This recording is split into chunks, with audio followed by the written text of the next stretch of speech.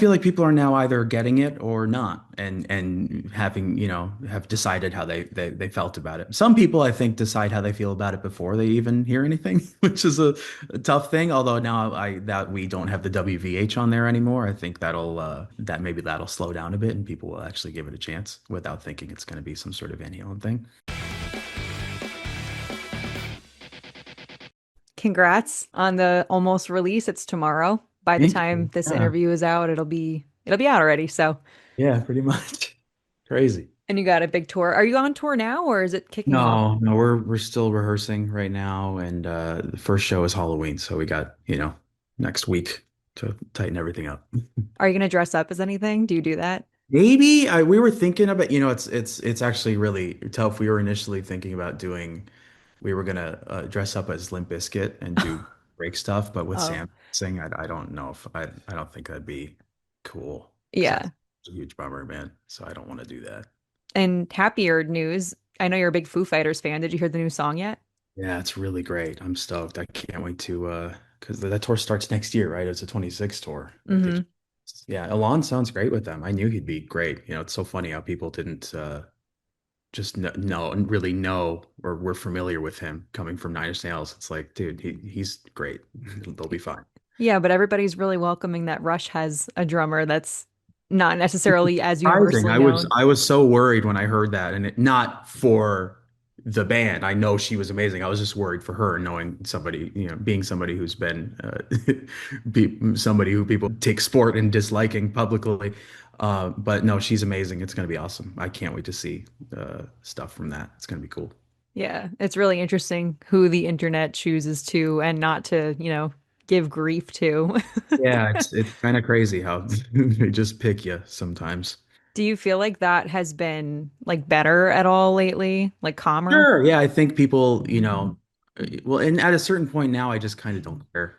Like I'm just kind of doing what I want and having a good time doing it. And if people want to stick around and check it out, that's cool. And if not, they can, go away. Yeah, go touch grass. All right, so third album, I know that you have said that like it took you a couple years to get the first one out, but since you've gotten the first one out, it's been an album every 2 years. You're a one-man band doing that, while there's bands with 4 to 5 to 6 people that are taking a decade or more to put a new album out. So, what kind of drives that like pacing for you?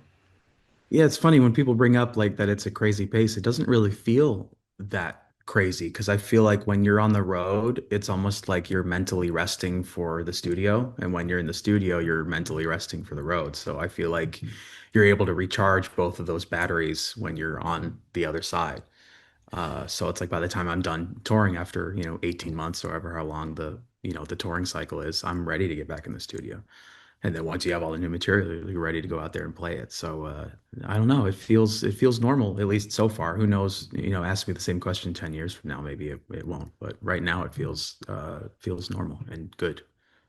Are you like a workaholic at all? Like, do you take breaks? Or I know people like Slash are like, I can't sit still. Yeah, it's funny. I used to really enjoy taking breaks, but I think ever since Mammoth has been going, it's kind of like irreparably changed how I am mentally, where it's like now, because we've played almost like 400 shows now in the past 4 years, that it's like every night or like between like 7 and 9 o'clock, I kind of get like this random boost of adrenaline where I'm like, I need to be doing something. And it's like, no, that's just like showtime pre-programmed into my body.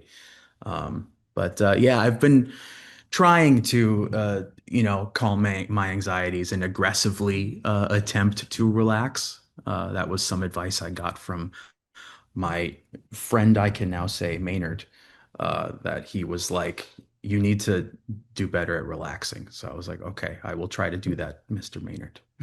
Awesome. Yeah, I wanted to ask you a little bit about that, but first we're going to just cover everything on the album. So I think like with each album, you sound even more kind of like confident. And I guess that probably comes from that, like, I don't really care what people think attitude. So what Sure. was your like thought process going into this third one? Now that you beat the sophomore slump, that didn't happen. Like, do you feel like people are kind of getting it more and they're more accepting? Yeah, I feel like people are now either getting it or not, and having, have decided how they felt about it. Some people, I think, decide how they feel about it before they even hear anything, which is a tough thing. Although now I that we don't have the WVH on there anymore, I think that maybe that'll slow down a bit and people will actually give it a chance without thinking it's going to be some sort of Van Halen thing. But yeah, I don't know. I think going into this record, that was the big thing was just feeling more confident in the process and just who I am and just not really caring about what other people have to say or think and just doing what feels right for me. So I would say that was probably the defining feeling of this record was just being more confident in the overall process. And there's a lot of different sounds on this album. Like I feel like there's songs that are more grungy, there's some that are kind of like they have like a funk element to them. So what were you listening to that was like may have influenced the sounds on this one? It's funny when I'm like in the throes of recording, I'm not listening to anything other than like the ideas just to make them better. But I could definitely hear like when the spell started becoming a song. It almost felt like it had that like Lenny Kravitz-y, but also like married with like a 70s rock sort of thing. But then also that like funky aspect almost showed up through I Really Wanna, but in Hmm. a really weird way. We called it Sludge Hammer because it reminded me of Peter Gabriel's Sledgehammer, but super sludgy. So it was, I guess, that too. But then I think on this record, more than anything, my Foo Fighters influence really shows a lot. Like on stuff like Selfish or One of a Kind, like One by One era Foos, and but yeah, I don't know. I think overall, it's just I never really make any conscious attempts at like I'm gonna make this song sound like this band I like. It just kind of will reveal itself through the process, and that's when you're like, I'm gonna chase that. And I think it's really apparent on Happy. That one just really started getting this grungy vibe, and so I was like, okay, let's try and be Nirvana, Failure, Alice in Chains with this, and it was really fun to kind of follow that once it showed up. I loved One of a Kind. I thought that was such a cool way to start an album. It kind of reminded me of Tool at first, and then I got Foo Fighters as it went on, but then it completely kind of changes into like a whole different song towards the end. And I was like, wow, this is like a really, really cool way to set this up.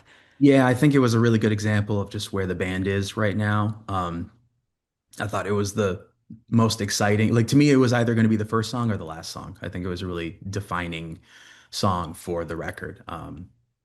And so, yeah, it just felt right being the start because it kind of lulls you into that sense of security, and then it just kind of explodes and goes somewhere completely different, but then returns to it in a different way. So it was fun to exercise that because I don't think we've ever really had a song that's had a dramatic tempo change like that yet. So it's pretty fun. We're still figuring out how to pull that off live right now. We're rehearsing it right now, but it's going to be fun. I'm excited.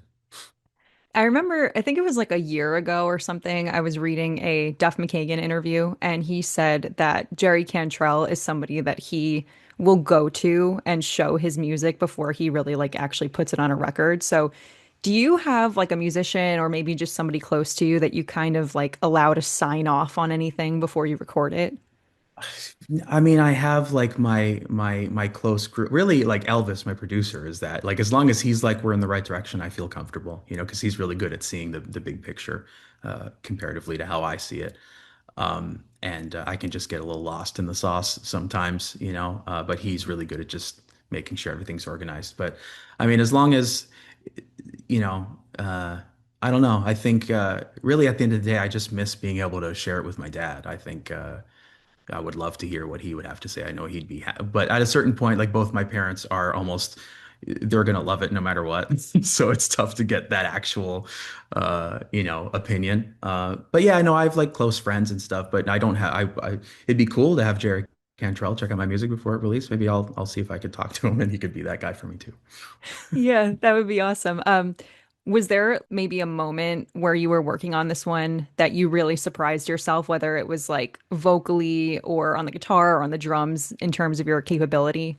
I think vocals was a big evolution on this one. And a lot of the time I was almost feeling uncomfortable. And I felt like in hindsight, I was like, that's actually really good because it meant I was sort of stretching out and doing stuff I wouldn't normally instinctually do. I think on stuff like I think I explored my lower register a bit more on this record. So stuff like One of a Kind or Better Off uh, was, and just more of a dirtier voice. Like speaking of Foo Fighters, I think like the last vocals on One of a Kind is like my most growly attempt at trying to find what that would be for me through my lens. But yeah, I think vocally was a big evolution that I was really just kind of trying to stretch out and see what else I could do.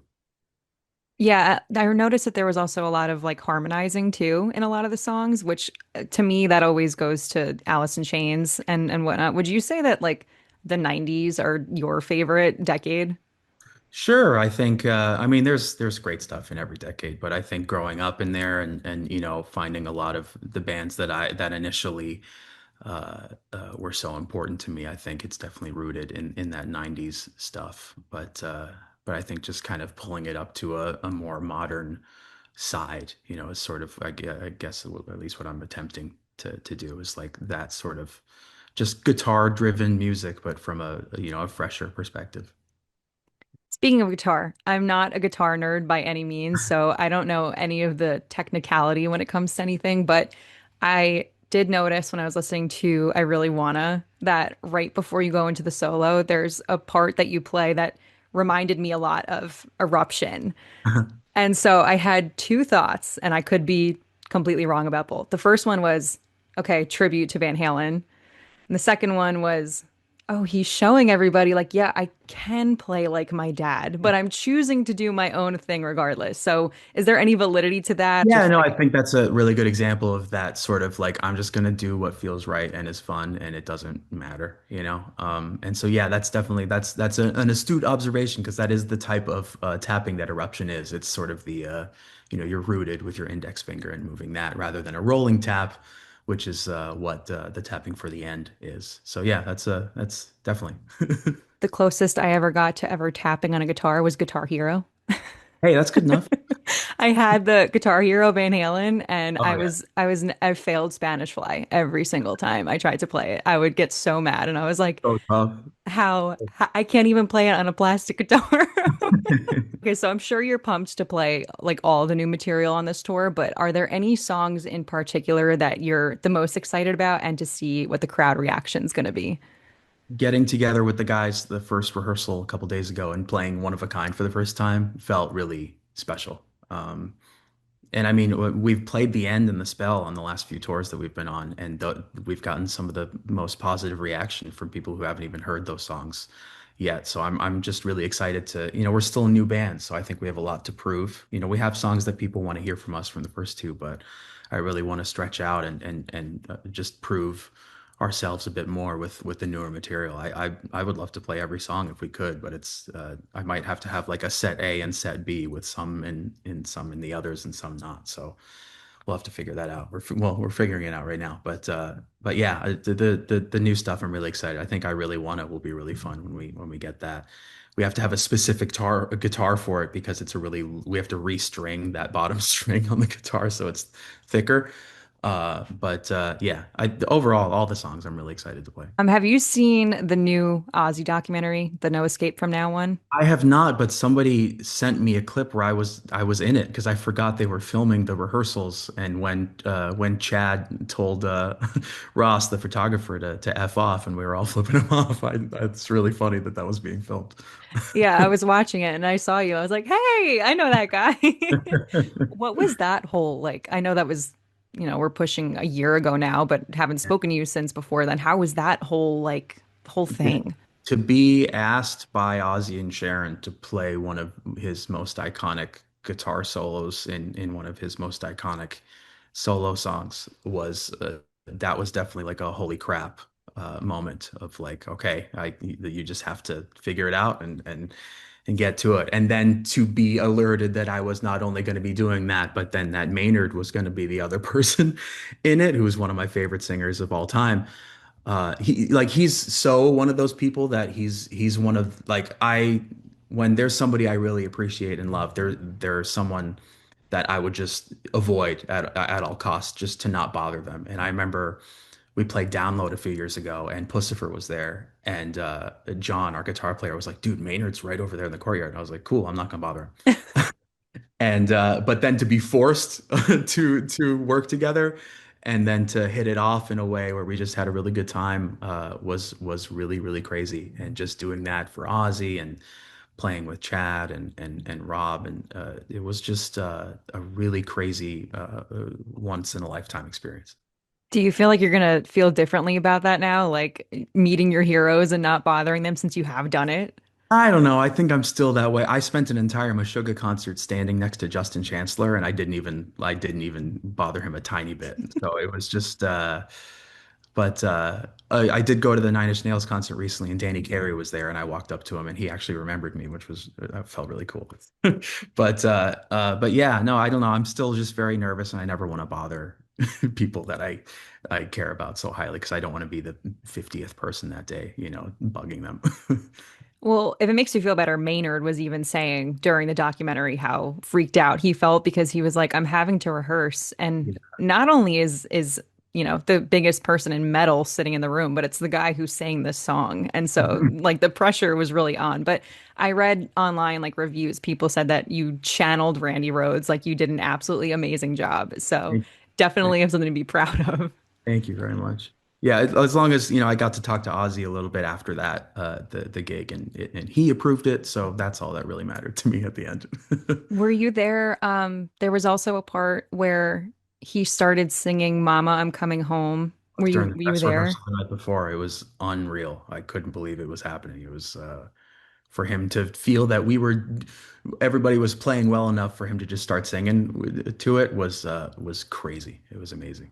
Yeah, I feel like stuff like that doesn't often make me cry, but in that moment, like watching and We're all like, Sharon. holy crap, like when it was happening, it was like, yeah, it was insane. So you guys are one of the bands you're taking out on the road is Return to Dust. I actually like think they're awesome. They sound super grungy, and I'm a big Alice in Chains fan. They remind me a lot of them.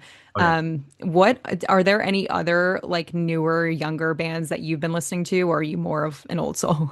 I'm a bit of both, but I feel like at this point I haven't really had much of an opportunity to explore because I've just been so focused on getting this stuff ready, and then it's easy to just fall back in the habit of just throwing on Anima, so.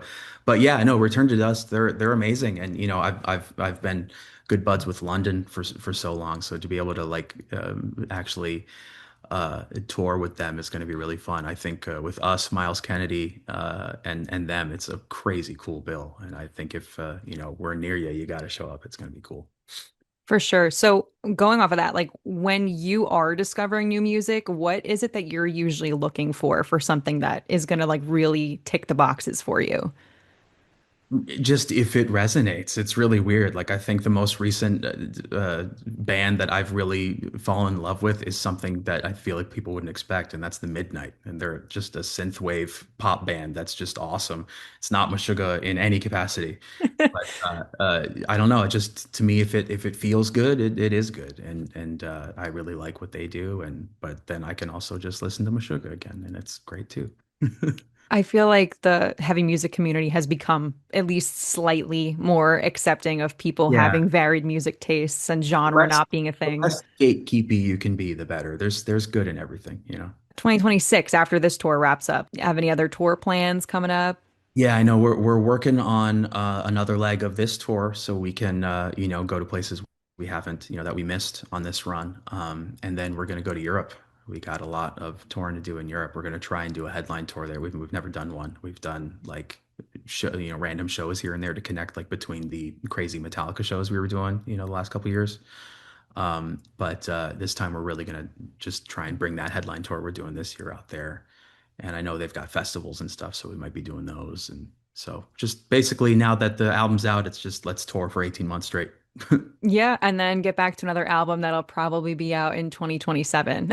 Pretty funny. Like we have a big schedule where we're just kind of, we just like to have like a 2 to 3 year plan of like what we need to be doing. And already in the calendar is at the beginning of 2027 is to get ready for recording. So so we're right on schedule. Not surprised in the least. All right, I got one more for you. Just because you have performed with an idol now and whatnot, what are your like top two or three like bucket list things that you have now for Mammoth? I would say if we could play a show with AC/DC, that would be pretty. I mean, we've been so lucky to play with so many of my favorite bands, from Foo Fighters to just everybody. It's ridiculous who we've been playing for. Metallica, that tour was insane. But to play like a show with AC/DC would be pretty crazy. But I mean, other than that, any just pie in the sky dreams would just be to if 10 years from now we're still doing this and people are still interested in it, I think that's an incredible win on its own. So just if I'm able to just still keep doing this for the rest of my life, that'd be pretty cool. And the fact that you can squeeze three albums into 10 years, most likely. Definitely.